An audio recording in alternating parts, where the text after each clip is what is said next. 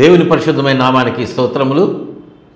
దేవుని యొక్క పాద సన్నిధిలో ఆయన మాటలు వినడానికి, ప్రార్థించడానికి, దేవునిలో మన జీవితాలు అంటుకట్టబడినటువంటి అనుభవంలో నిలిచి ఉండటానికి, ప్రభు యొక్క రాకడకు మనల్ని మనం సిద్ధపరచుకోవడానికి ఏర్పాటు చేయబడినటువంటి కర్మేలు అగ్ని అనేటువంటి ఈ కార్యక్రమంలో ఏకీభవించినటువంటి మీ అందరికీ కూడా ప్రభునామమున వందనాలు తెలియజేస్తూ ఉన్నాం.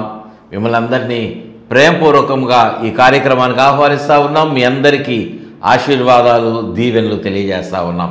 ఎలా ఉన్నారండి? మీరందరూ బాగున్నారా? దేవుని యొక్క ఉచితమైన కృపను బట్టి నేను క్షేమంగా ఉన్నా. మీరు కూడా దేవుని కృపను బట్టి మాత్రమే క్షేమంగా ఉన్నారు. చాలామంది అనుకుంటారు, నేను చదువుకున్నాను, మంచి ఉద్యోగం తెచ్చుకున్నాను, మంచి వ్యాపారం చేస్తూ ఉన్నా, నా తెలివితేటలతోటి కొంత డబ్బును సంపాదించుకొని నేను క్షేమంగా ఉన్నాను, ఆరోగ్యంగా ఉన్నాను అని అనుకునేటువంటి వాళ్ళు కొంతమంది ఉంటారు. కానీ ప్రియ దేవుని బిడ్డలారా, మనము ఎంత సంపాదించుకున్నా, ఎంత తెలివి కలిగినటువంటి వాళ్ళముగా ఉన్నా, ఎంత మంచి ఉద్యోగము, మంచి వ్యాపారము చేసి మనము కొంత డబ్బుని సంపాదించుకుంటున్నటువంటి స్థితిలో ఉండి మనము క్షేమంగా ఉన్నాము అని అనుకుంటే అది పొరపాటు. మన తెలివితేటలు కాదు, అది దేవుని యొక్క కేవలము ఉచితమైన కృప. ఆయన క్షేమము మనకు ఇస్తున్నటువంటి వారుగా ఉన్నారు. అందును బట్టి మనము దేవునికి కృతజ్ఞత కలిగినటువంటి జీవితాన్ని జీవించాలి. అటువంటి కృప ప్రభు మనకందరికీ దయచేయునుగాక. ఆమేన్. ప్రియ దేవుని బిడ్డలారా, మనము లేఖనాలను ధ్యానం చేసుకుంటానికి సిద్ధపడదాం. ప్రియ దేవుని బిడ్డలారా, క్రీస్తుకి సాక్షిగా ఉండాలి అంటే మనము వాక్యం అనేటువంటి పాలను మనము అపేక్షిస్తూ మనము ఎదిగేటువంటి వాళ్ళంగా ఉండాలి. లేఖనములో మనం చూచినట్లయితే ప్రకటన గ్రంథము 19వ అధ్యాయం 13వ వచనములో వ్రాయబడినటువంటి ఆ మాట, రక్తములో ముంచబడిన వస్త్రము ఆయన ధరించుకొని ఉండెను, మరియు దేవుని వాక్యము అను నామము ఆయనకు పెట్టబడి ఉన్నది. అపోస్తుడైనటువంటి యోహాను ఒక ప్రాముఖ్యమైన మాటను ఇక్కడ మనకు జ్ఞాపకం చేస్తూ ఉన్నాడు కదా. ప్రభువారికి, యేసయ్యకు లోకంలో మనము ఒక్కొక్కళ్ళం ఒక్కొక్క రీతిగా ఆయనను పిలుస్తూ ఉంటాం. మనం ప్రార్థన చేసేటువంటి సమయమున, లేఖనాలను మనం వింటూ ఉన్నప్పుడు కొన్ని మాటలు విని మనం చదివి వాటిలో ఉన్నటువంటి ఆ పదాలను మనం ప్రార్థనలో దేవునికి సంబోధిస్తూ ఉంటాం. కొంతమంది ప్రేమ కలిగిన తండ్రి అని ప్రార్థన ప్రారంభిస్తారు. కొంతమంది ఎలా ప్రార్థన చేస్తారంటే, ప్రభువా నువ్వు సర్వశక్తి కలిగిన దేవుడవు నాయన, నేను శక్తిహీనుణ్ణి, నువ్వు సర్వశక్తిమంతుడే కనుక నాకు సహాయం చేయి అన్నట్లుగా సర్వశక్తి గల దేవా అంట. స్వస్థపరచు యెహోవా, నాకున్న అనారోగ్యాన్ని తీసివేయని స్వస్థపరచు దేవుడు అని ఆయనను జ్ఞాపకం చేస్తూ ఉంటారు. దేవుని యొక్క లక్షణాలను మనం జ్ఞాపకం చేసుకుంటూ ఉంటాం. ఆయన ఉన్నత సింహాసనం మీద ఉన్నటువంటి వాడు గనక ఉన్నత సింహాసనాసీనుడని మనము ఆయనను పిలుస్తూ ఉంటాం. యేసయ్యకు చాలా చాలా పేర్లు ఉన్నాయి. ఆయన మనలను ఆశీర్వదిస్తున్నటువంటి విధానాన్ని బట్టి, లేఖనాలలో, సంఘములో, ప్రజలలో దేవుడు వారికి ఇచ్చినటువంటి దీవెనలను బట్టి యెహోవా షమ్మా, యెహోవా ఈరే, యెహోవా షాలోమ్, యెహోవా నిస్సి అని రకరకాలుగా ఆయనను పిలుస్తూ ఉన్నాం. ఆయనకున్నటువంటి ఆ పేర్లలో ఒక పేరేంటంటే వాక్యము. దేవునికి మహిమ కలుగును గాక. హల్లెలూయా. వాక్యం అనేటువంటి పేరు ఆయనకు పెట్టబడి ఉంది. వాక్యం అనేటువంటి పేరు ఆయన పెట్టబడి ఉంది. ఆయన వాక్యం అంటే ఎవరంటే ప్రభువారే. ఆ వాక్యమే శరీరధారిగా కృపాసత్య సంపూర్ణునిగా మన మధ్యలో నివసించిందని ప్రభువారిని గురించినటువంటి ఆ మాట లేఖనాల్లో వ్రాయబడింది.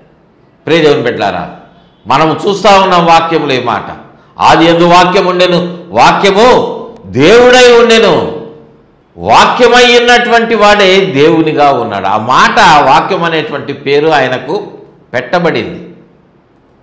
ఆ వాక్యములో మనము ఎదగాలి. వాక్యములో మనం ఎదగాలంటే ఎలా ఉండాలి? అనుదినము దేవుని యొక్క వాక్యాన్ని చదివేటువంటి వాళ్ళంగా ఉండాలి. కొంతమందిని అడిగితే వాక్యం చదువుతున్నారా మీరంటే చదువుతున్నానండి.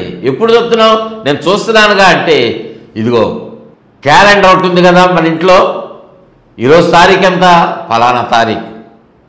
ఈరోజున్న ఆ వాక్యాన్ని చదువుకున్నా. దేవుని యొక్క వాక్యం చదవటం అంటే క్యాలెండర్లో ఉన్న ఒక మాట చదువుకొని వెళ్ళటమా?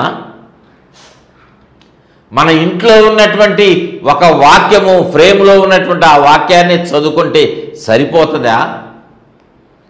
నువ్వు స్పూన్తో ఒక స్పూను పాలు తాగితే నువ్వు ఆరోగ్యంగా ఉంటావా? నీకు ఆహారం సరిపోయిద్దా? ఒక స్పూను ఆహారం నీకు పెట్టి ఇంకా చాలే అంటే నువ్వు ఎలా ఉంటావు? ఎదుగుతావా? ఆరోగ్యంగా ఉండగలవా? బలహీనమైపోతావు తినకపోతే. అలానే దేవుని యొక్క వాక్యాన్ని నువ్వు అనుదినము చదవాల్సిందే, నిత్యము వినాల్సిందే. దేవుని యొక్క మాటను వినాల్సిందే, వాక్యాన్ని నువ్వు చదవాల్సిందే. ప్రియ దేవుని బిడ్డలారా, వాక్యమును చదువుతుంటే దేవుడు నీతో మాట్లాడతాడు. ఇది మనం గుర్తుపెట్టుకోవాలి. దేవుని మాటను వింటానన్నావంటే దేవుని యొక్క వాక్యం చదవాల్సిందే. కేవలము మందిరములు సేవకు వాళ్ళ ద్వారా మాత్రమే దేవుడు మాట్లాడటం కాదు. నువ్వు వాక్యం చదివితే దేవునితో మాట్లాడుతున్నాడు. అది దేవుడు మాట్లాడేటువంటి ఒక సందర్భం. అంటే నువ్వు వాక్యం చదవటం లేదంటే అర్థం ఏంటి? దేవుడు నీతో మాట్లాడటం లేదు. ఆయన మాటను వినటంలా, ఆయన మాటను వినడంలా. అది ఎవరికి నష్టం? నీకే నష్టం. నువ్వు ఎదగవు. నువ్వు దేవుని సన్నిధిలో ఎదిగేటువంటి అనుభవంలో ఉండవు. క్రొత్తగా జన్మించినటువంటి శిశువులు వాక్యం అనేటువంటి పాలతో వాళ్ళు పెంచబడతా ఉంటారు. ఆ తర్వాత బలమైనటువంటి ఆహారం వాళ్ళకి కాదు. వాక్యములో ఎంతకాలం ఏసే దేవుడు, ఏసే రక్షకుడు అనేటువంటి మాట నువ్వు చదువుతూ ఉంటావు. యేసు తల్లి మరి అనేటువంటి మాటే ఎంతకాలం చెప్తూ ఉంటావు. అసలు యేసు ఎందుకు జన్మించాడో, ఎందుకు చనిపోయాడో నువ్వు గుర్తించావా? అవన్నీ గుర్తించాలంటే ఏం చేయాలంటే లేఖనాలు నువ్వు చదవాల్సిందే, వాక్యమును వినాల్సిందే. యేసయ్య నిన్ను రక్షించడానికి పుట్టాడనేటువంటి సత్యము నువ్వు తెలుసుకోకుండా క్రిస్మస్ అంటే పండుగ. ఏం పండుగ? నేడు దినాల్లో చూస్తే ప్రియ దేవుని బిడ్డలారా, చాలా విచారించదగినటువంటి సందర్భాలు మనం చూస్తూ ఉన్నాం. క్రిస్మస్ పండుగ రోజు కొన్ని స్థలాలలో అయితే, కొన్ని విలేజెస్లో, పల్లెటూరులో అయితే, కొన్ని పట్టణాలలో అయితే ఏం చేస్తున్నారో తెలుసా? ఒక స్టేజ్ వేస్తున్నారు, డయాస్ వేస్తున్నారు. క్రిస్మస్ పండుగ అని చెప్పి క్రిస్మస్ పాటలు ప్రారంభిస్తారు. కానీ సినిమా పాటలతో ముగిసిపోతూ ఉన్నాయి. భయంకరమైనటువంటి ద్వంద్వార్థాలతో కూడుకున్నటువంటి సినిమా పాటలు వచ్చేస్తూ ఉన్నాయి. ప్రియ దేవుని బిడ్డలారా, అది ఆత్మీయ జీవితాన్ని కట్టుకునేటువంటివా? ఆ రీతిగా నువ్వు పండగను జరుపుకుంటున్నావా? మంచి బట్టలు వేసుకొని, మంచి ఆహారం తిని, తాగి తందనాలు ఆడుతున్నారు చాలామంది. క్రిస్మస్ అంటే ఎంజాయ్ చేయాలి, ఆనందించాలనుకుంటున్నారు. కానీ ప్రభువు నా కొరకు జన్మించారు అనేటువంటి ఆ రక్షణ కార్యము నీ జీవితంలో జరగకపోతే నువ్వు ఎలా ఎదుగుతావు? అసలు ఆత్మీయంగా ఆరోగ్యంగా ఉన్నట్ల నువ్వు, మనం అనుకుంటున్నాం శరీర రీతిగా నేను ఆరోగ్యంగా ఉండాలి, మంచి ఆహారం తీసుకోవాలి, ఎక్సర్సైజ్ చేయాలి అని ఉదయం పూట ఎక్సర్సైజ్ చేస్తున్నారు. కొంతమంది ఉదయం చప్పట్లు కొడతా ఉంటారు, దానివల్ల బ్లడ్ సర్క్యులేషన్ బాగుంటుందండి అని చెప్పిన దాన్ని బట్టి అలా చేస్తున్నారు. కొంతమంది నడుస్తూ ఉన్నారు, కొంతమంది పరిగెత్తుతూ ఉన్నారు. కొంతమంది వ్యాయామం చేస్తూ ఉన్నారు, రకరకాల పద్ధతుల్లో ఉదయాన్నే లేచి వెళ్తూ ఉన్నారు, మంచిదే. శారీరకంగా నువ్వు ఆరోగ్యం సంపాదించుకోవడానికి కష్టపడుతున్నావు, మంచిదే. కానీ ఆత్మీయ జీవితంలో నువ్వు అనారోగ్య పరిస్థితిలోనికి వెళ్ళిపోతే నువ్వు ఏ డాక్టర్ దగ్గరికి వెళ్తావు? దేవుని యొక్క వాక్యం నువ్వు చదవకపోతే ఖచ్చితంగా నువ్వు అనారోగ్య స్థితిలోనికి వెళ్ళిపోతావు. దాంట్లో అనుమానం అనేటువంటిది 1% కూడా లేదు. మనం కంప్లీట్గా అనారోగ్యంలోనికి వెళ్ళి భయంకరమైనటువంటి ఊబిలోకి మనం వెళ్ళిపోతాం. ప్రియ దేవుని బిడ్డలారా, శారీరకంగా ఆరోగ్యంగానే ఉన్నావు, కానీ ఆత్మీయ జీవితంలో నువ్వు ఎక్కడున్నావంటే అనాథగానే, ఇంకా ఎక్కడ రక్షణ పొందావో అక్కడే ఉన్నావు. అభివృద్ధి లేదు, నీలో అభివృద్ధి లేదు. మనము ప్రభు ఇచ్చినటువంటి ఆ రక్షణ విషయంలో మనము ఎలా ఉండాలంటే భయముతో వణకుతూ దానిని కొనసాగించుకోవాలని లేఖనమును పౌలు భక్తుడు తెలియజేస్తా ఉన్నాడు. పరిశుద్ధాత్మదేవుడు పౌలు ద్వారా లేఖనములో ఆ మాట వ్రాయించాడు. మనం పొందుకున్నటువంటి రక్షణను భయముతో వణకుతో కొనసాగించుకోవాలి. నిర్లక్ష్య వైఖరొద్దు. దేవుని వాక్యాన్ని అనుదినము అనుసరించాలి, సేవించాలి. ప్రభువు దగ్గర మనము అట్టి రీతిగా బ్రతకాలి. దేవునికి మహిమ కలుగునుగాక. హల్లెలూయా. ఎందుకంటే ఆ వాక్యం అనేటువంటిది ఎలా ఉన్నదంటే పౌలు భక్తుడు ఒక మాట తెలియజేస్తా ఉన్నాడు. హెబ్రీయులకు రాసిన పత్రిక 4వ అధ్యాయము 12వ వచనంలో మనం చదివితే దేవుని యొక్క వాక్యము ఎలాంటిదో అక్కడ స్పష్టంగా వ్రాయబడింది. చదువుతున్నాను, చూడండి. ఎందుకనగా దేవుని వాక్యము సజీవమై బలము గలదై రెండంచులు గల ఎటువంటి ఖడ్గము కంటెను వాడిగా ఉండి ప్రాణాత్మలను కీళ్లను మూలుగను విభజించునంత మట్టుకు దూరుచు హృదయం యొక్క తలంపులను ఆలోచనలను శోధించుచున్నది. ఇది దేవుని యొక్క వాక్యముకున్నటువంటి విశేషమైనటువంటి శక్తి. దేవునికి మహిమ చెల్లిద్దాం. హల్లెలూయా, హల్లెలూయా. దేవుని యొక్క వాక్యము ఎలాంటిదో ఈ హెబ్రీ సంఘానికి పౌలు ద్వారా ఒక శ్రేష్టమైనటువంటి మాట పరిశుద్ధాత్మ దేవుడు వ్రాయిస్తా ఉన్నాడు. కేవలము హెబ్రీ సంఘానికి మాత్రమే కాదు, సార్వత్రిక సంఘములో సభ్యులుగా ఉండాలి అని అనుకుంటున్నటువంటి నీకు నాకు కూడా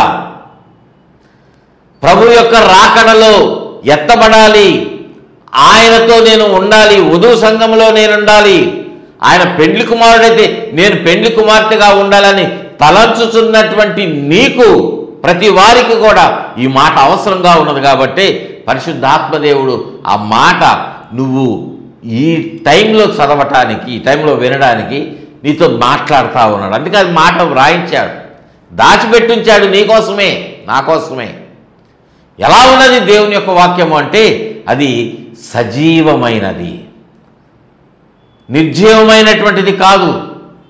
దేవుని యొక్క వాక్కులో జీవమున్నది, ఆయన మాటలో జీవమున్నది కనుకనే చనిపోయి సమాధి చేయబడినటువంటి లాజరు, సమాధి మూయబడి ఉన్నటువంటి లాజరు, ప్రభువారు లాజరు బయటికి రానగానే ఆయన బయటకు వచ్చేసారు కదా జీవం కలిగి. ఒక మాట మాత్రమే ప్రభువారు చెప్పారు, లాజరు బయటికి రా, లాజరు బయటికి రాని సమాధి దగ్గరికి వెళ్ళి పిలవలా. ఒక్క మాట పలికితే ఆయన మాటలో జీవమున్నది గనక చనిపోయినటువంటి లాజరు ఆ మాట వినగానే ఆ మాట ఆయన శరీరంలో ప్రవేశించి జీవము ఆయన శరీరంలో ప్రవహించి శరీరముతో ఆయన సజీవుని లెక్కలో లేచి వచ్చాడు. దేవునికి మహిమ కలుగునుగాక. హల్లెలూయా. ఆయన వాక్కులో జీవం ఉన్నది, మన మాటలో జీవం లేదు. కొంతవరకే మనకు జీవం. ఈ లోకంలో మనం బ్రతుకుతున్నామంటే జీవం ఉన్నంత వరకు బ్రతుకు. చనిపోతే మనం బ్రతకగలమా? మాట్లాడతామా? కనీసం మనము మన ఏదో అటు ఇటు అయినా అంటామా? ఒకసారైనా కళ్ళు తెరిచి చూస్తామా చనిపోయిన తర్వాత? లేదు కదా, లేదు.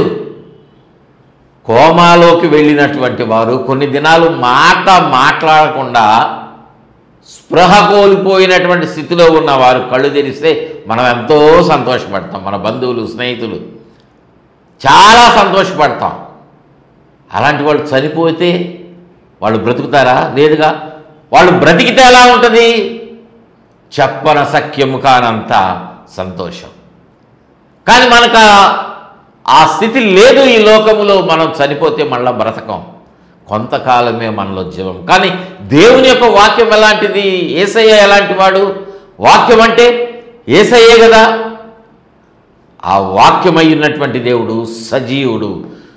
నువ్వు పుట్టక మునుపు ఆయన ఉన్నాడు, నువ్వు చనిపోయిన తర్వాత కూడా ఆయన ఉంటాడు. ఈ లోకము ఏది పుట్టక మునుపు, లోకము తయారు చేయబడక మునుపు యేసయ్య ఉన్నాడు. లోకము అంతరించిపోయిన తర్వాత కూడా ఆయన నిలిచి ఉంటాడు. దేవునికి మహిమ కలుగును గాక. హల్లెలూయా, హల్లెలూయా.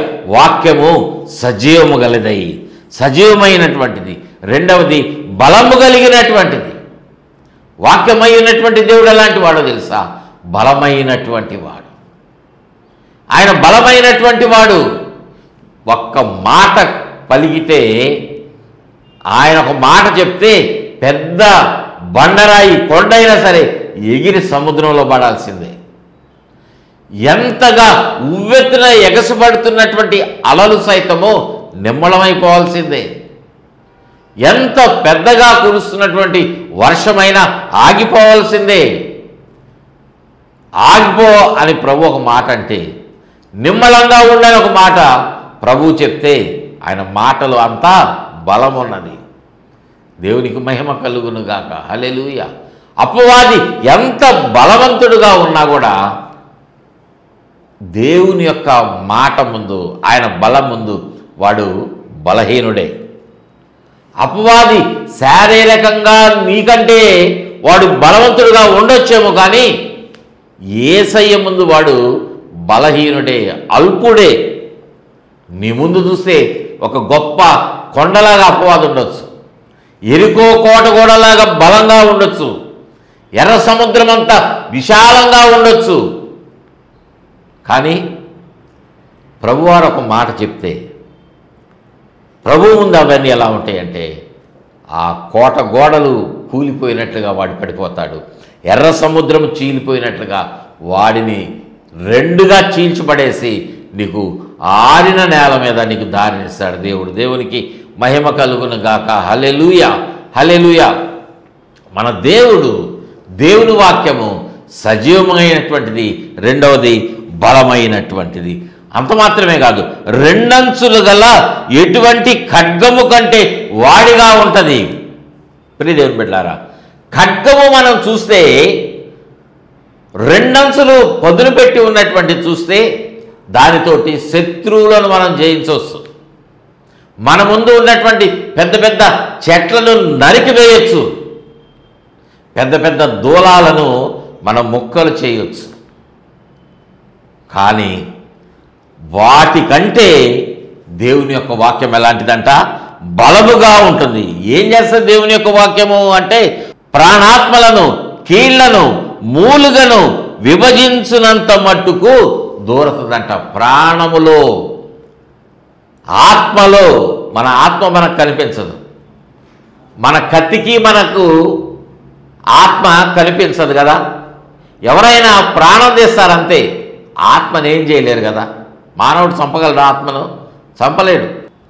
కానీ లేఖనం చెప్తా ఉంది, పౌలు అంటున్నాడు, పరిశుద్ధాత్మ దేవుడు మాట్లాడుతున్నాడు, ప్రాణమును, ఆత్మను, కీళ్లను, మూలుగులను కూడా విభజించుమంత మట్టుకది దూరి వెళ్ళిపోతుందంట. దేవుని యొక్క వాక్యం, దేవుని వాక్యం. నీ యొక్క మాట ఇతరులను హృదయములో గాయం చేస్తుందేమో కానీ దేవుని యొక్క వాక్యము గాయపడిన హృదయాన్ని కట్టేటువంటిదిగా ఉంటుంది.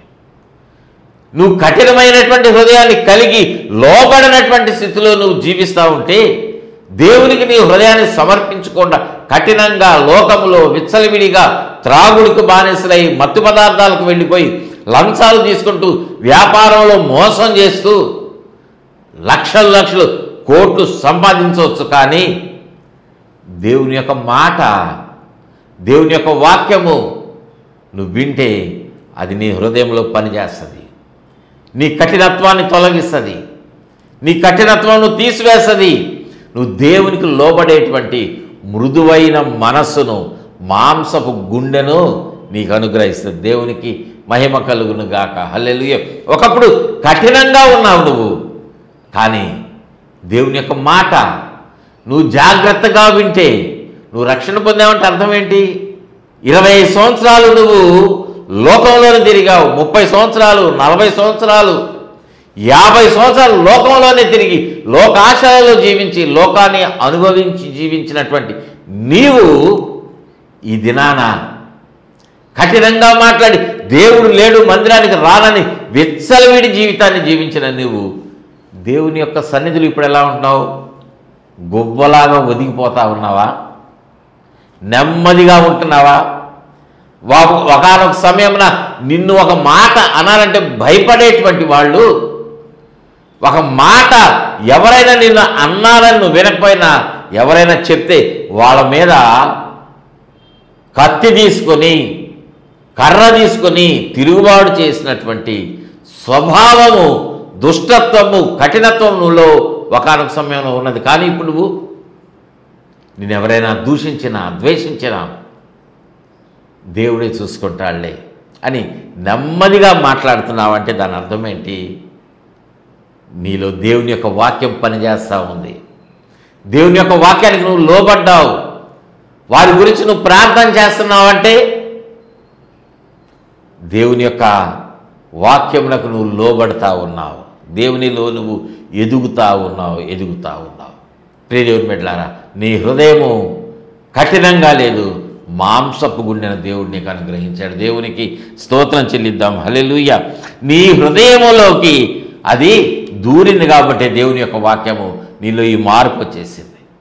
అక్కడ అంటున్నటువంటి మాట, హృదయం యొక్క తలంపులకు ఆలోచనలను శోధిస్తూ ఉన్నది. అది దేవుని యొక్క వాక్యానికి ఉన్న బలమైన శక్తి. దేవునికి మహిమ కలుగును గాక. హల్లెలూయా. ఇప్పుడు వరకు మనం ఏం నేర్చుకున్నామంటే దేవుని యొక్క వాక్యమును మనం ఎలాంటిదో మనం నేర్చుకున్నాం. ఈ దేవుని యొక్క వాక్యము విషయంలో నువ్వు ఎదిగేటువంటి వాళ్ళుగా ఉండాలి. దేవుని యొక్క వాక్యములో నువ్వు ఎదగాలి. దేవుని యొక్క వాక్యాన్ని చదవాలి. ఉదయం లేచిన తర్వాత, రాత్రి పండుకునే ముందు, లేకపోతే పగటి కాలంలో నీకు సమయం ఉన్నప్పుడల్లా దేవుని వాక్యాన్ని చదువుతూ ఉండండి. బైబిల్ చదవండి. కొంతమంది రోజుకి 3 అధ్యాయాలు, 5 అధ్యాయాలు, 10 అధ్యాయాలు చదువుతూ ఉన్నారు. చదవండి. దేవుని వాక్యం ఎంత చదివితే అంత మంచిది. బైబిల్ ఎన్నిసార్లు చదివితే అంత మనకే ఆరోగ్యం. మనతో క్రొత్తగా ప్రభు మాట్లాడతాడు. ఆయన రాసినటువంటి మాటలు మనకు తెలియజేసి మనలను బలపరుస్తాడు. దేవునికి మహిమ కలుగునుగాక. హల్లెలూయా. హల్లెలూయా. మొట్టమొదటిగా క్రీస్తుకి సాక్షిగా ఉండాలంటే మనము దేవుని యొక్క వాక్యములో ఎదగాలి. ఎదుగుతున్నారా మీరు? ఒకవేళ క్రీస్తుకు సాక్షిగా ఉండాలని మీరు కోరుకోవచ్చు, కానీ వాక్యము విషయంలో మీరు ఎదగటము అనేటువంటి ఈ లక్షణము, ఎదిగే లక్షణం మీకు లేకపోతే మీరు దేవునికి సాక్షులుగా ఎప్పటికీ ఉండలేరు. అందుకని దేవుని యొక్క వాక్యం విషయంలో ఎదగండి. రెండవదిగా మనం చూసినట్లయితే దేవుని యొక్క వాక్యము, ఏ వాక్య విషయంలో మనము ఎలా ఎదగాలో మనము చేయాల్సినటువంటి రెండో పని ఏంటో తెలుసా? ప్రార్థన చేయటము రెండవ లక్షణం. పౌలు భక్తుడు తిమోతికి రాసిన మొదటి పత్రిక 2వ అధ్యాయము మొదటి 3 వచనాలు మనం చదువుకుందాం. చూడండి, మనము సంపూర్ణ భక్తియు మాన్యతయు కలిగి నెమ్మదిగాను సుఖముగాను బ్రతుకు నిమిత్తము అన్నిటికంటే ముఖ్యముగా మనుషులందరి కొరకును, రాజుల కొరకును, అధికారుల కొరకును విజ్ఞాపనలను, ప్రార్థనలను, యాచనలను, కృతజ్ఞతాస్తుతులను చేయవలనని హెచ్చరించుచున్నాను. ఇది మంచిదియు మన రక్షకుడగు దేవుని దృష్టికి అనుకూలమైనదియునై ఉన్నది. దేవునికి మహిమ కలుగునుగాక. హల్లెలూయా. హల్లెలూయా. ప్రియ దేవుని బిడ్డలారా, మనం చదివినటువంటి ఈ వచన భాగంలో మనము చేయవలసినటువంటి రెండవ పని, క్రీస్తుకి సాక్షిగా మనం ఉండాలంటే మనం కలిగి ఉండాల్సిన రెండవ లక్షణం ఏంటంటే ప్రార్థన చేయటము. ప్రార్థన చేయాలి. ఎందుకు ప్రార్థన చేయాలి అంటే మనం అందరం కోరుకుంటాం కదా. మీరేం కోరుకుంటున్నారు?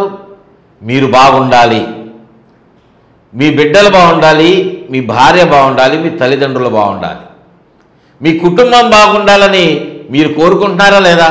ఈ మాటలు వింటున్న వాళ్ళలారా, ప్రియ దేవుని బిడ్డలారా, ప్రియ సహోదరుడా సహోదరి, ప్రియ తల్లిదండ్రులారా, యవనస్తులారా, మీరందరూ ఇదే కోరుకుంటున్నారు.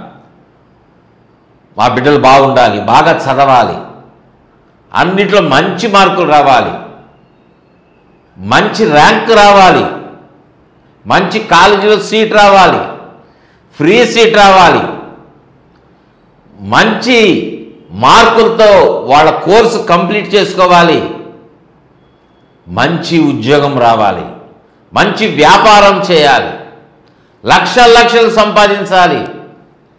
ఆపేస్తున్నారు అంతటితో? లేదుగా. వాళ్ళకు మంచి పెళ్లి సంబంధం రావాలి.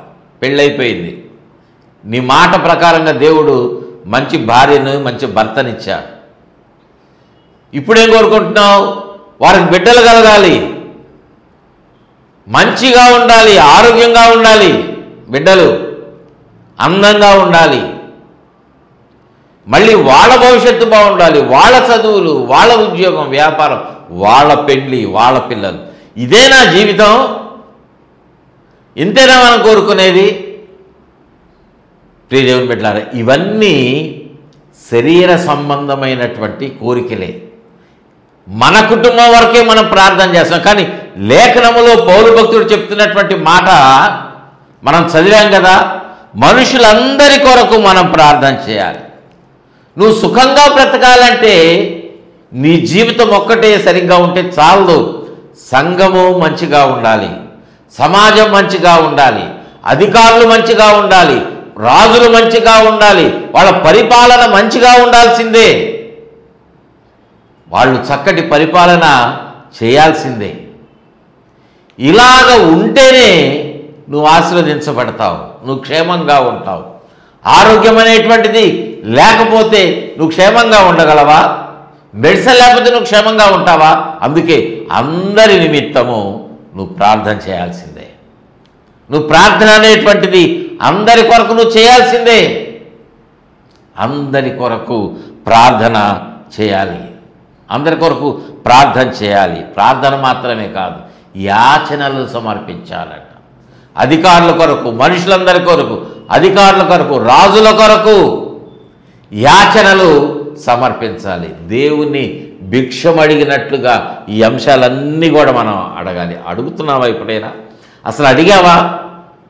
నీ పరిపాలకుల కొరకు, నువ్వు పనిచేసేటువంటి స్థలములో యజమానుల కొరకు, ఉద్యోగస్తులు, అధికారుల కొరకు, నీ పై ఆఫీసర్స్ కొరకు అడిగారా? ప్రార్థన చేశారా? వాళ్ళ కొరకు యాచన సమర్పించారా?